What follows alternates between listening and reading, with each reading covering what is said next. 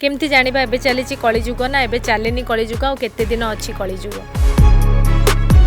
एबे केते वर्ष चलिलानी आ केते वर्ष अछि कलिजुग आयुष 4,32,000 वर्ष क्षय हो जाई केवल 5,000 वर्ष भोग हबो जुग संधि काल भोग हबो संधि काल होची 100 वर्ष तापरे अनंत जुग किछि भोग हबो तापरे कलिजुग शेष होई और एटा केते जन्म हेतिबा हम केमती जानि सेबे सिना श्री कृष्ण कहि दोथिले एमती कोन अछि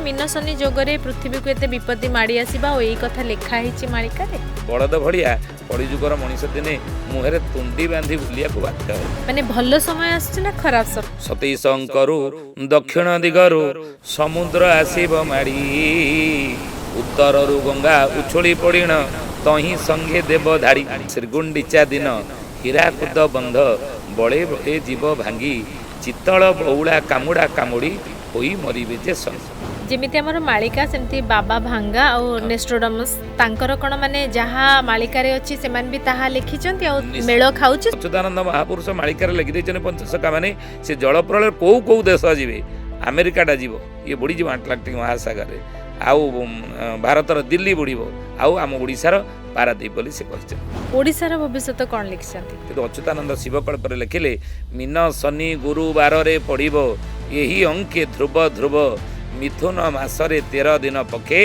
काल धरणी ग्रासीव अर्थ मीन राशि रे शनि थिला बेले से लेखिले भवे घोर लोक क्षय ये पृथ्वी रे बहुत लोक क्षय हो आ 13 दिनिया पक्ष पड़िबा विरल आ जदि भी पड़िला ये अशुभ सूचक केबे पड़िथला राम रावण युद्धे राम रावण युद्ध जेतବେଳେ ଚାଲିଥିଲା ଆପଣ ଦୁଇଟା ବିଶ୍ୱଯୁଦ୍ଧର ଭବିଷ୍ୟତ କହିଲେ ତୃତୀୟ ବିଶ୍ୱଯୁଦ୍ଧ କ'ଣ ସତରେ ହେବ ସେ କହିଲା ହଁ ହେବ କାହିଁକି ହେବ ନା ମହାଭାରତ ଯୁଦ୍ଧର ପୁରା ଗୋଟିଏ ଓଳି ବାକି ଅଛି ଦ୍ୱାପର ଯୁଗରେ ନା ଓଡ଼ିଏ ଯୁଦ୍ଧ ବାକି ରହିଲା କେତେ ନା ଓଡ଼ିଏଟା କରିବା ପାଇଁ ପୁଣି ଆପଣ କ'ଣ ଯିବେ କୁରୁକ୍ଷେତ୍ରକୁ ନା ଯୁଦ୍ଧ ଦ୍ୱାପର ଯୁଗରେ ହେବନି ନା କେତେବେଳେ ହେବ ଚାରି ଦିଗରେ ଚହଳ ପଡ଼ିବ ଚିନା ସଙ୍ଗେ ଆଦ୍ୟ ସମର ହେବ ଚାକିରିଆ ମାନେ ଫେରସ୍ତ ହେବେ चोर माने अति प्रबल हेबे चौहान थिबो से देशे जे चरण चुतिया भूरी सरवा से तो जन्म असुर देशे जे युद्ध हबो ना केते बेले हबो ताले कलि जुग रे को मसिया रे हबो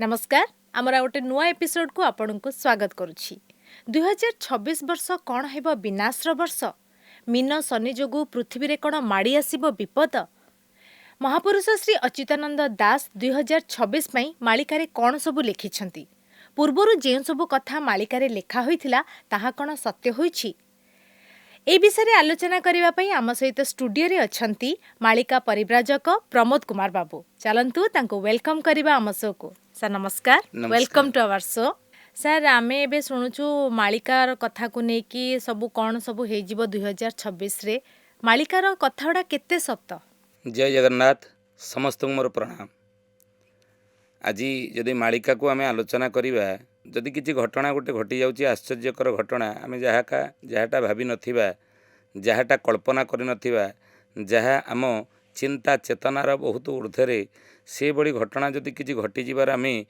समाज रे परिलक्षित होथिबार देखिबा ताले आपण माने शुणुथिबे लोके कहते हाँ मालिकार जहाँ लेखा थिला सेया होउछि आ मालिकार सत्यता को जदि आमे देखिबा मालिका लिखिथिले केवल पंचसखा माने नुहंती महापुरुष महामुनि बा व्यासदेव आज को अनेक वर्ष तले से लिखिचंदी 18 खंड पुराण आ 18 खंड पुराण जहाँ किछि लेखा अछि मत्स्य पुराण कूर्म पुराण वराह पुराण ब्रह्म वैवर्त पुराण आउ भागवत महापुराण एवं लिखिचंदी भविष्य पुराण से भविष्य पुराण रे कलिजुगर भविष्यत गुड़िक से लिखि दै जाइछंती ताहाको उत्कलर पंचसखा माने अनुसरण करिछंती देखिले पृथ्वी दुई फाळ हेले होइब पूर्व भानु पश्चिम रे उइब पर्वत शिखरे फुटिब कहीं अच्युत वचन मिथ्या नुहई अच्युतानंद कहिले पर्वत शिखरे कहीं फुटिबा बरं संभवपर ही पारे पूर्वर सूर्य पश्चिम उदय हवा असंभव किंतु असंभव हुए तो संभव ही पारे पृथ्वी पछे दुई फाड़ हो गले हो जाऊ किंतु आमे पंचसखा माने जो मालिका लिखिचु आज को आगु को 1000 वर्ष भितर कौन कौन घटना गुड़िक भविष्य घटो ता केवेले मिछ हेबो नाही एते बड़ कथा हाँ एते बड़ कथा आउरी गोटे पद लिखिदेले उदयति जदि भानु पश्चिम दिग विभागे विकसति जदि पद्मं पर्वतानां शिखाग्रे प्रचलति जदि मेरु शीततां जाति बह्नि नटलति खड़ुवाक्यं सजनानां कदाचित कहले पृथ्वी पछे दुई फाड़ हो गले हो जाऊ पर्वत गुड़िक स्थिर हुए तो चल प्रचल हवा संभवपर हो पारे अग्नि तार दाहिका शक्ति छाड़ी हुए तो शीतलता प्रदान करें संभव हो पारे किंतु मोर मालिका ये मिछ हेब नहीं गोटे अक्षर मध्य मिछ हेब नहीं कहीं ना मु पानीर गार ये नुह जे कि लिभिज ये पत्थर गार मु मारिदेकी जाऊँगी अच्युतानंद आपको कही से जहाँ सब लिखिଛନ୍ତି ତାହା କ'ଣ ସତ୍ୟ ହୋଇଛନ୍ତି ଆଉ ଆଗକୁ ସତ୍ୟ ହବ ବୋଲି ଆପଣଙ୍କୁ ଲାଗୁଛି जहाँ सबू लिखिंट ताहा तो मु पार्टी कहले हेबनी कौ मालिकार लिखिंट ताहा तो निश्चित कह पड़ो गोटे उदाहरण मुझे देवी अच्युतानंद महापुरुष कर मालिका संख्या जदि आम देखा तार से लिखिं 36 संहिता 78 गीता वंशानु सप्तविंशरे उपवंशानु द्वादश खंड बेनी भविष्य शत खंडरे पद पदावली लक्षक जे ग्रंथ सबु श्रीकृष्ण महिमा तो आगे कहलु बरज कुमार ब्रह्म सारस्वत सीमा से कहले मु जा ये मालिका लिखी ये गोटे दुईटी नुह केते लक्षाधिक ग्रंथ मु लिखी 36 गोटी संहिता अणाकार संहिता अबाड़ संहिता छाया संहिता बट संहिता शून्य संहिता ये बड़ी 36 गोटी संहिता लिखी 78टा गीता लिखी एवं कलिजुगर भविष्यत कहवाई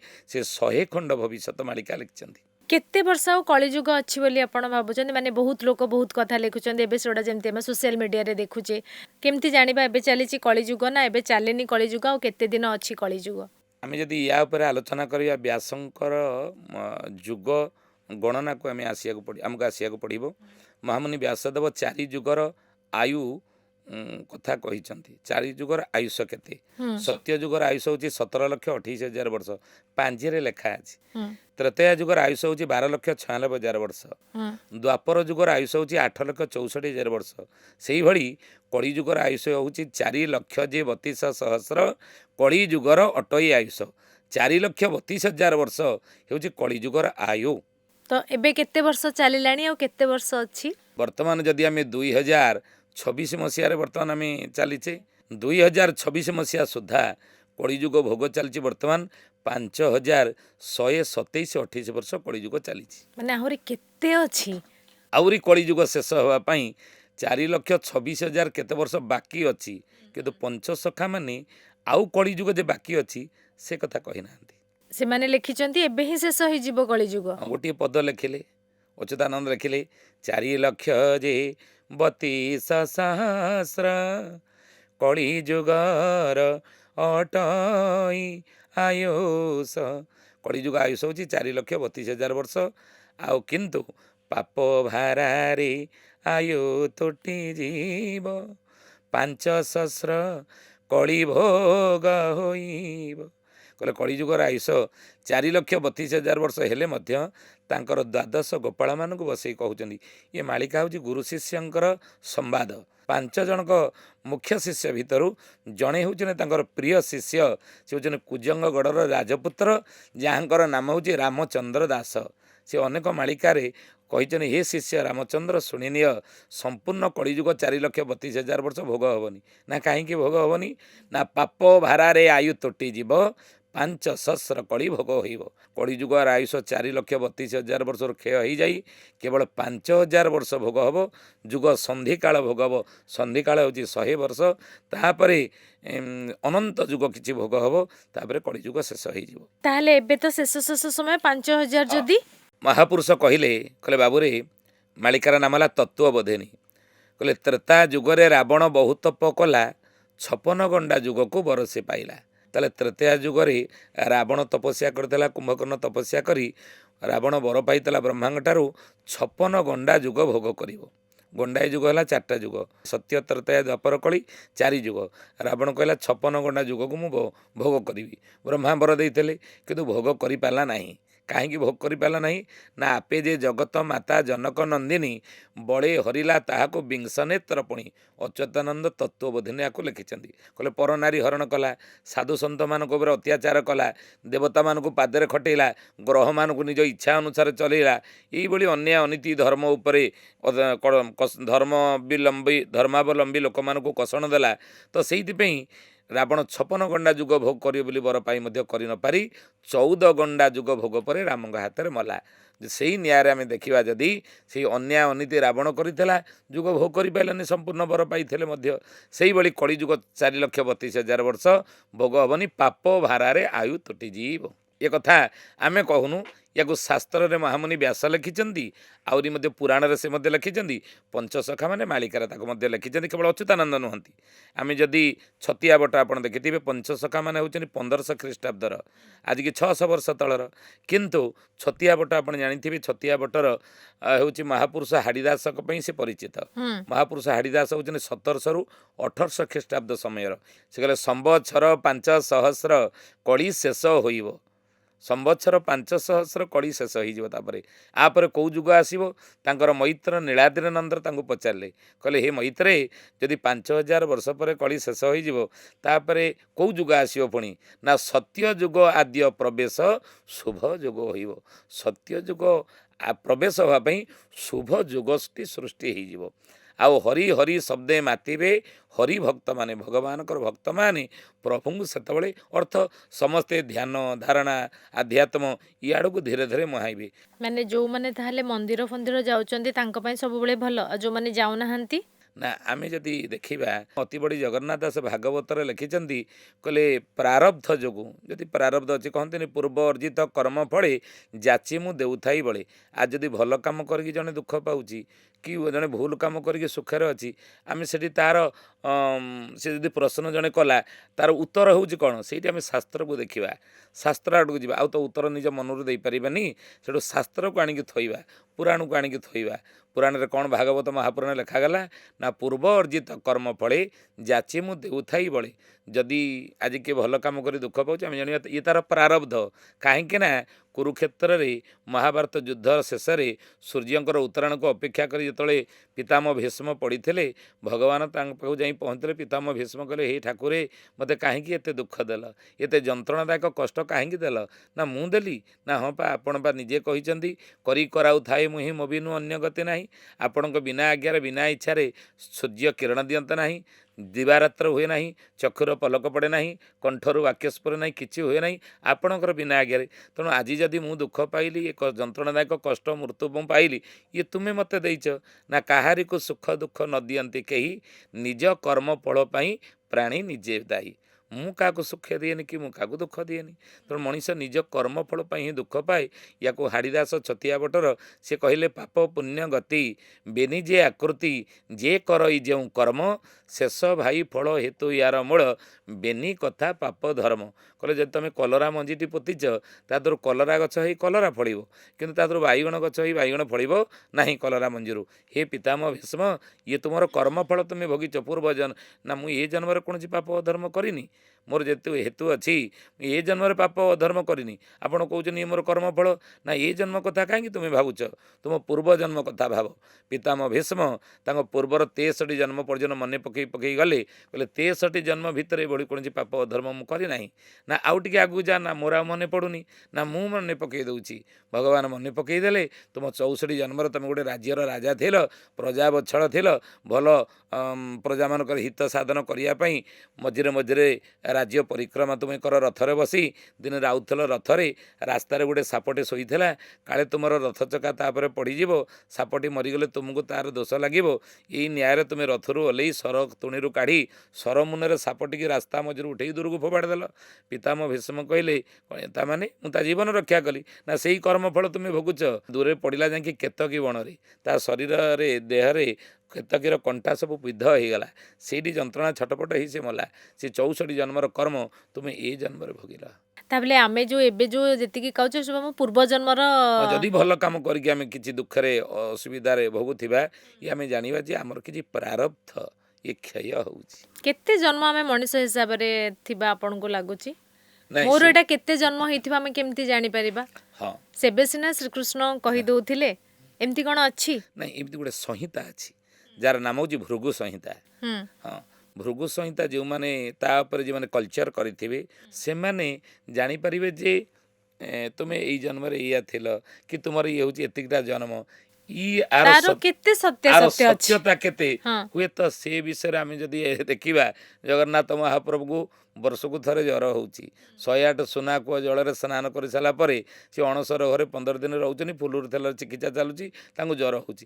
ଆମେ ତାର ସତ୍ୟତା ଜାଣିବା ପାଇଁ କ'ଣ ଥର୍ମୋମିଟର ନେଇକି ଯାଇଛି ଟେମ୍ପରେଚରଟା କେତେ ମାପିବା ପାଇଁ? ନା, ହିନ୍ଦୁ ଶାସ୍ତ୍ର ଯାହା ତା ଆସ୍ଥା ବିଶ୍ୱାସର ସେ ହେଉଛନ୍ତି ପ୍ରତୀକ।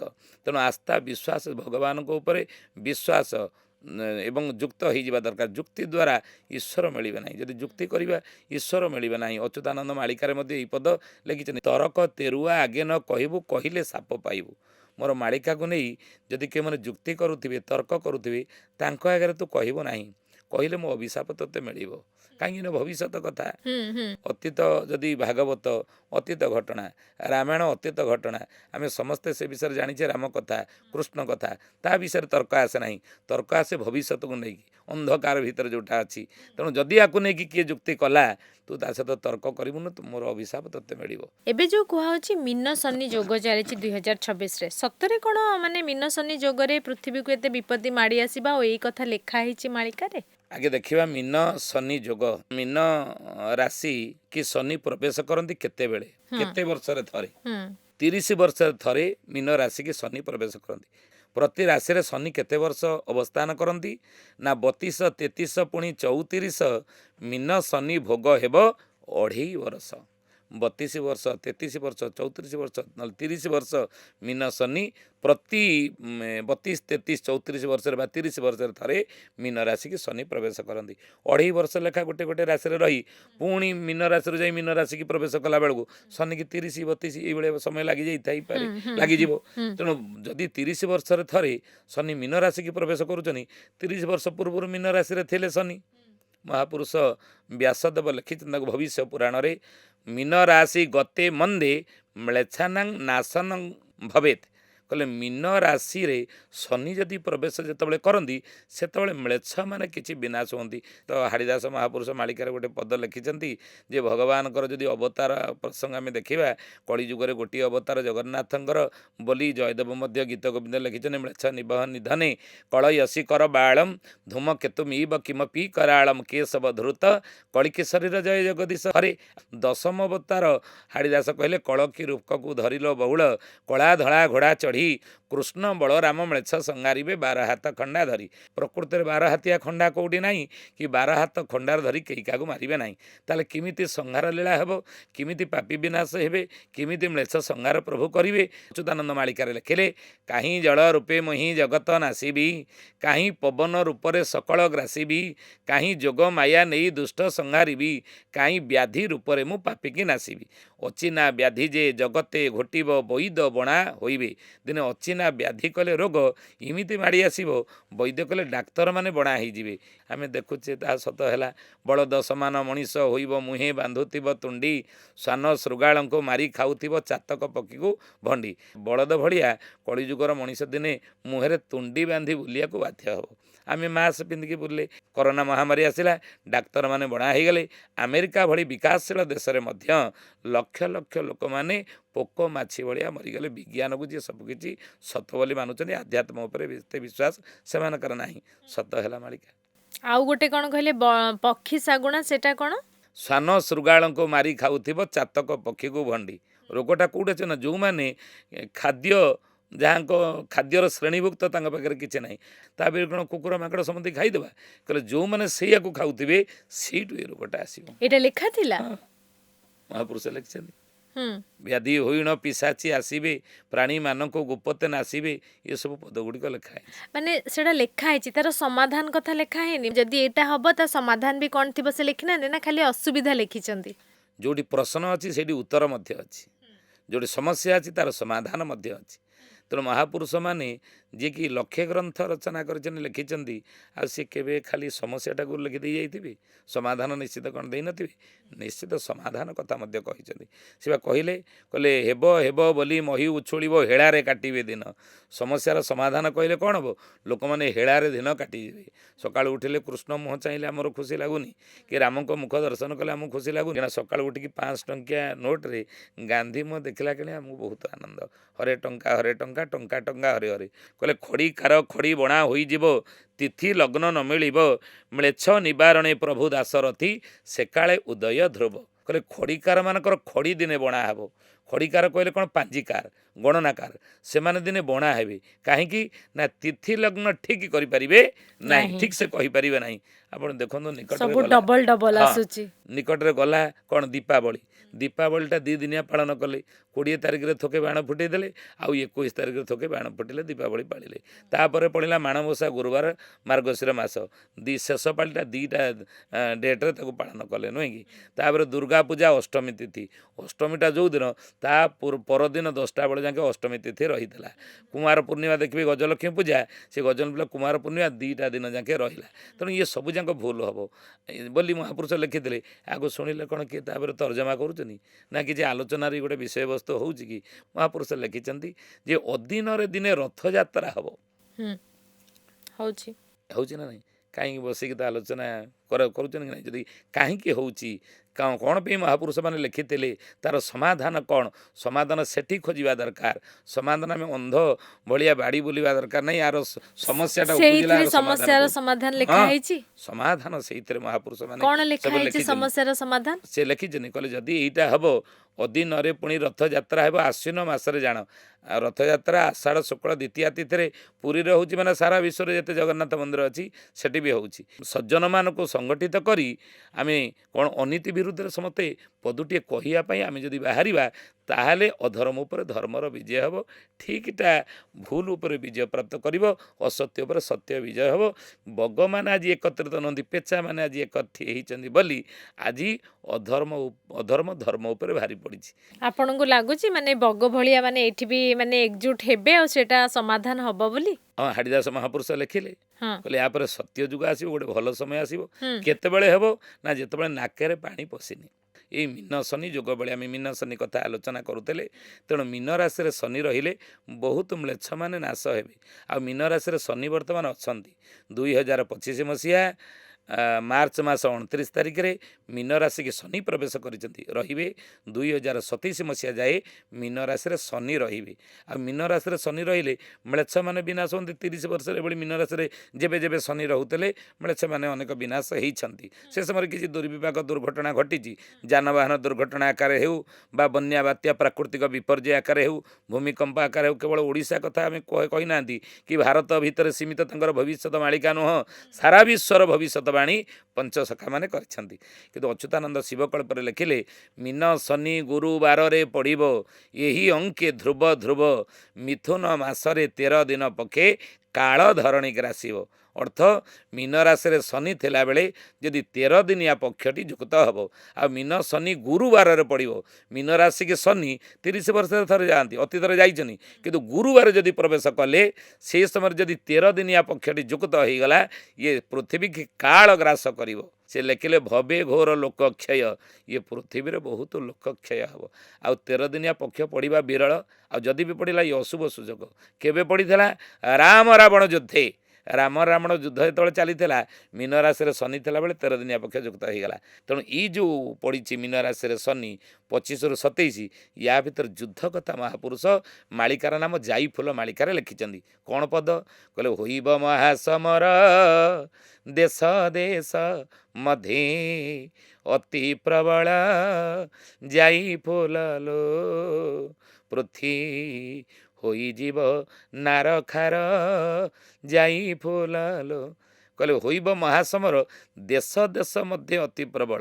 ଦେଖନ୍ତୁ 25 ଠାରୁ ଦେଶ ଦେଶ ଭିତରେ ଯୁଦ୍ଧ ଚାଲିଛି ସବୁ ଦେଶ ରୁଷିଆ ୟୁକ୍ରେନ୍ ଯୁଦ୍ଧ ହମାସ ଇସ୍ରାଏଲ ଯୁଦ୍ଧ ଭାରତ ପାକିସ୍ତାନ ଯୁଦ୍ଧ ଗଲା ତେଣୁ ଏ ଯୁଦ୍ଧ ଦେଶ ଦେଶ ଭିତରେ ଚାଲିଛି ଅଚ୍ୟୁତାନନ୍ଦ ମହାପୁରୁଷଙ୍କୁ ପଚାରିଲେ ଶିଷ୍ୟ ରାମଚନ୍ଦ୍ର କହିଲେ ଗୁରୁଦେବ ଆଉ କ'ଣ ତୃତୀୟ ବିଶ୍ୱଯୁଦ୍ଧ ସତରେ ଗୁରୁଦେବ ହେବ ଆପଣ ଦୁଇଟା ବିଶ୍ୱଯୁଦ୍ଧର ଭବିଷ୍ୟତ କହିଲେ ତୃତୀୟ ବିଶ୍ୱଯୁଦ୍ଧ କ'ଣ ସତରେ ହେବ ସେ କହିଲେ ହଁ ହେବ କାହିଁକି ହେବ ନା ମହାଭାରତ ଯୁଦ୍ଧର ପୁରା ଗୋଟିଏ ଓଳି ବାକି ଅଛି ଦ୍ୱାପର ଯୁଗରେ ଓ ରୁକ୍ମିଣୀ ପଚାରିଥିଲେ ଠାକୁରେ ଆପଣଙ୍କର 18 ଦିନ ଯୁଦ୍ଧର ଘୋଷଣା କରିଥିଲେ କୁରୁକ୍ଷେତ୍ରରେ ସାରି ଦେଇକି ଆସିଲେ ନା ସରିଲା ନାହିଁ ଯୁଧିଷ୍ଠିର ରାଜା ହେଇଗଲା 99 ଭାଇ ସହିତ ଦୁର୍ଯ୍ୟୋଧନ ଦୁଃଶାସନ ମଲେ କିନ୍ତୁ ଯୁଧିଷ୍ଠିର ରାଜା ହେଇଗଲା ଯୁଦ୍ଧ ସରିଲା ନାହିଁ ନା ତାହେଲେ ବାକି ରଖିଥିଲେ ନା ହଁ ନା ଓଡ଼ିଏ ଯୁଦ୍ଧ ବାକି ରହିଲା କେତେ ନା ଓଡ଼ିଏଟା କରିବା ପାଇଁ ପୁଣି ଆପଣ କ'ଣ ଯିବେ କୁରୁକ୍ଷେତ୍ରକୁ ନା ଯୁଦ୍ଧ ଦ୍ୱାପର ଯୁଗରେ ହେବନି ନା କେତେବେଳେ ହେବ ନା ଏକଳି ଯୁଗରେ ମହାଭାରତଟା କଳି ଯୁଗରେ ହେବ ଗୋଟିଏ ବଳି ଯୁଦ୍ଧ ନା କଳି ଯୁଗରେ କେତେବେଳେ ହେବ ମାଳିକାର ନାମ ସେ ଲେଖିଲେ ଓ ରୁକ୍ମିଣୀ ଗୀତାରେ ଲେଖିଛନ୍ତି ଯେ ମିନ ଶନି ମେଳଗ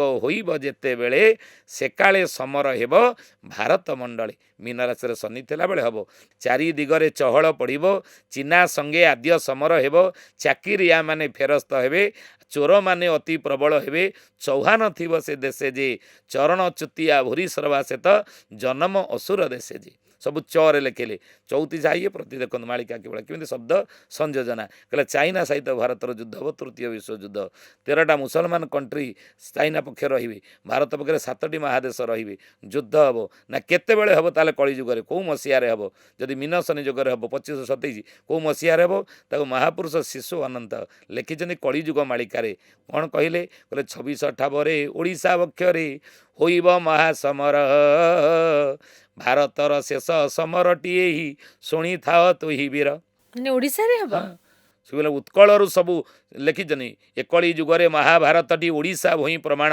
ଉତ୍କଳରୁ ସବୁ ଉତ୍ପତ୍ତି ହୋଇବ ଠିକେ ଠିକେ ରାମ ଶୁଣ କହିଲେ ଯାହା କିଛି ଲୀଳା ହେବ ପ୍ରଭୁଙ୍କର ଲୀଳା ସେ କଳିଯୁଗ ଶେଷ ଲୀଳା ତାହା ଓଡ଼ିଶାରୁ ହିଁ ସବୁ ଆରମ୍ଭ ହେବ କହିଲେ 25 ଠାବରେ ଓଡ଼ିଶା ରାଜ୍ୟରୁ ବିଦେଶୀ ଅଜାତି ଯେତେ ମୁହୂର୍ତ୍ତକ ମଧ୍ୟ ବାହାର ହୋଇବେ ନ ରହିବେ କଦାଚିତେ କହିଲେ 2025ରେ ଓଡ଼ିଶାର ସବୁ ବିଦେଶୀମାନେ ବାହାର କରାଯିବାର ବ୍ୟବସ୍ଥା କରାଯିବ ଦେଖନ୍ତୁ ହେଇଗଲା ସବୁ ବାହାରିଲେ ବାଂଲାଦେଶୀ ମାନଙ୍କୁ ସବୁ ବାହାର କରାଗଲା ଜଗତସିଂହପୁର କେନ୍ଦ୍ରାପଡ଼ା ସବୁ ବାହାର କରାଗଲା ଏସବୁ ଲେଖିଛନ୍ତି 600 ବର୍ଷ ତଳୁ କାଗଜ କଲମ ଯେତେବେଳେ ନଥିଲା ତାଳପତ୍ର ଲେଖନୀ ଲେଖିଛନ୍ତି ତା ଆମ ପାଖରେ ମଧ୍ୟ ଉପଲବ୍ଧ ପ୍ରାପ୍ତ ହୋଇଛି ମାଳିକା ତାଳପତ୍ର ପୋଥି ଶିଷ୍ୟ ରାମଚନ୍ଦ୍ର ପଚାରିଥିଲେ ଗୁରୁଦେବ ତୃତୀୟ ବିଶ୍ୱଯୁଦ୍ଧ କେତେ ଦିନ ହେବ ପ୍ରଥମ ବିଶ୍ୱଯୁଦ୍ଧ 5 ବର୍ଷ ହେଲା ଦ୍ୱିତୀୟ ବିଶ୍ୱଯୁଦ୍ଧ 6 ବର୍ଷ ହେଲା ତୃତୀୟ ବିଶ୍ୱଯୁଦ୍ଧ କେତେ ଦିନ ଲାଗିବ ନା କେତେ ବର୍ଷ ସେ ଲେଖିଛନ୍ତି ମାଳିକାର ନାମ ଅମର ଜୁମର ସଂହିତା କହିଲେ ହୋଇବ ସିନା 13 ମାସ ଶୁଣ ହେ ଉପର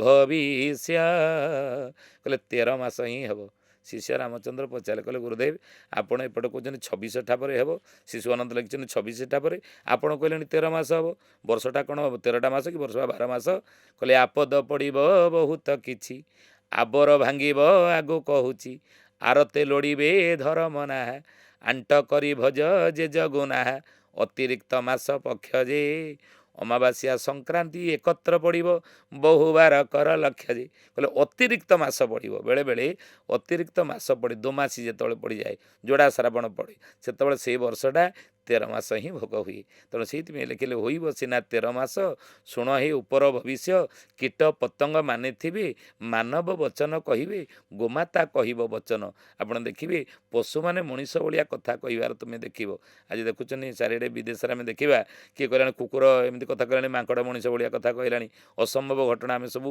ଯାହା ତାହା ଦେଖିଲେଣି ସେ ମହାପୁରୁଷ ଲେଖିଲେ କୁକୁର ଗାଇବ ଯଦୁର୍ବେଦ ଛନ୍ଦ ବଗ ପଡ଼ୁଥିବ ଗୀତା ସେକାଳେ ଜାଣିବୁ ବାରଙ୍ଗ ସୁନ୍ଦର କଳିଙ୍କର ଯିବା କଥା କୁକୁର ଯେତେବେଳେ ଯଦୁର୍ବେଦ ଛନ୍ଦ ଗାଇବ ବଗ ଗୀତା ପାଠ କରିବ ମାଙ୍କଡ଼ ମାନେ ଯେ କଥାବାର୍ତ୍ତା ହେବେ ଜାଣିବୁ ଆଗମ ରୀତି ସତ୍ୟ ଯୁଗ ଆଗମନ ହେଲା କେତେବେଳେ ଜାଣିବୁ ଯୁଗର ପରିବର୍ତ୍ତନ ସମୟ ଆସିଗଲା ବୋଲି କେତେବେଳେ ଜାଣିବୁ ନା ଯେତେବେଳେ ମାଙ୍କଡ଼ ମାନେ ସବୁ କଥାବାର୍ତ୍ତା ମଣିଷ ଭଳିଆ ହେବେ 2026 ଭିତରେ 13 ପକ୍ଷ କୋଉ ଦିନ ପଡୁଛି 13 ଦିନିଆ ପକ୍ଷ ଯଦି ଆମେ ଦେଖିବା ତାହେଲେ ସେ ଲେଖିଲେ ମିନ ଶନି ଗୁରୁ ବାରରେ ପଡ଼ିବ ଏହି ଅଙ୍କେ ଧ୍ରୁବ ଧ୍ରୁବ ମିଥୁନ ମାସରେ 13 ଦିନ ପକ୍ଷୀ ମିଥୁନ ମାସ ହେଇଥିବ ମିଥୁନ ମାସ କହିଲେ ଆଷାଢ଼ ମାସ ତେଣୁ ମିଥୁନ ମାସରେ 13 ଦିନ ପକ୍ଷୀ ଯାହା ଲେଖା ଅଛି ତାର ଅର୍ଥ ଆମେ କରୁଛେ ମିନ ଶନି ଗୁରୁବାରରେ ପଡ଼ିବ ଗୁରୁବାର ଯେତେବେଳେ ମିନ ରାଶିକି ଶନି ପ୍ରବେଶ କରିବେ ଗୁରୁବାର ପ୍ରବେଶ 25 ମସିହା ଏଇଥର ଗୁରୁବାରରେ ପ୍ରବେଶ କରିଛନ୍ତି 2025 ମସିହା ମାର୍ଚ୍ଚ ମାସ ଗୁରୁବାର ମୀନ ରାଶି କି ଶନି ପ୍ରବେଶ କରିଛନ୍ତି। ସେ ଲେଖିଲେ ମୀନ ଶନି ଗୁରୁବାରରେ ପଡ଼ିବ ଏହି ଅଙ୍କେ ଧ୍ରୁବ ଧ୍ରୁବ। ସେ ଧ୍ରୁବ କଲେ ଏହି ଅଙ୍କରେ ସତ୍ୟ ହବ। ଆଉ ମିଥୁନ ମାସରେ 13 ଦିନ ପକେଇ ତାହେଲେ 13 ଦିନିଆ ପକ୍ଷଟା ଯୁକ୍ତ ହେବ କେତେବେଳେ ପଡ଼ିବ ନା ମିଥୁନ ମାସର ହେଇଥିବ। ମିଥୁନ ମାସ କହିଲେ ନା ଆଷାଢ଼ ମାସ ହେଇଥିବ 26 ମସିହା। ସେଇ ସମୟରେ ମହାପୁରୁଷ କହିଲେ 13 ଦିନିଆ ପକ୍ଷ ଯେତେବେଳେ ପଡ଼ିବ ଆଉ ସେଇ ସମୟରେ କାଳ ଧରଣୀରେ ଆସିବ। ମାନେ ଆଷାଢ଼ ମାନେ ଜୁନ ଜୁଲାଇ ବେଳକୁ। ଜୁନ ଜୁଲାଇ ଜୁନ ଜୁଲାଇ ବେଳକୁ କିନ୍ତୁ ଅଧିକାଂଶ ଲୋକ କହୁଛନ୍ତି ଯେ ଜୁନ ଜୁଲାଇ ବେଳକୁ ସମସ୍ତଙ୍କର ବହୁତ ଭଲ ଅଛି। ଆପଣ ଏପଟେ କହୁଛନ୍ତି ଯେ ମାଳିକାରେ ଲେଖା ହେଇଛି 13 ପକ୍ଷ ହବ, ମାନେ ସେଟା ଖରାପରେ ହିଁ ହବ। ଭଲ ଅଛି ବୋଲିକି ଜ୍ୟୋତିଷ ଶାସ୍ତ୍ର ଆମେ ତାକୁ ଅସ୍ୱୀକାର କରିବାନି। ବେଦର ଚକ୍ଷୁ ହେଉଛି ଜ୍ୟୋତିଷ ଶାସ୍ତ୍ର। ସେମାନେ ଗଣନା କରି କହିଲେ। କିନ୍ତୁ ଅଚ୍ୟୁତାନନ୍ଦ ମାଳିକାରେ ପ୍ରଥମେ ଆପଣଙ୍କୁ ମୁଁ ଶୁଣେଇଛି ଗୋଟେ ପଦ ଶିବକଳ୍ପ ନବଖଣ୍ଡ ନିର୍ଘଣ୍ଟର ଖଡ଼ିକାର ଖଡ଼ି ବଣା ହୋଇଯିବ ତିଥି ଲଗ୍ନ ନ ମିଳିବ। ସେ ଲେଖିଛନ୍ତି ଖଡ଼ିକାର ମାନେ ବଣା ହେଇଯିବେ ତିଥି ଲଗ୍ନ କିଛି ପାଇବେନି। ଜ୍ୟୋତିଷ ଯୋଗ ଜାଣ ପ୍ରମାଣ ନୋହିବ ବାବୁ ପ୍ରମାଣ ନୋହିବ। ଏହି କାରଣରୁ କଳି ଯୁଗ ଶେଷ ହେବ ବାବୁ ଯୁଗ ଶେଷ ହେବ।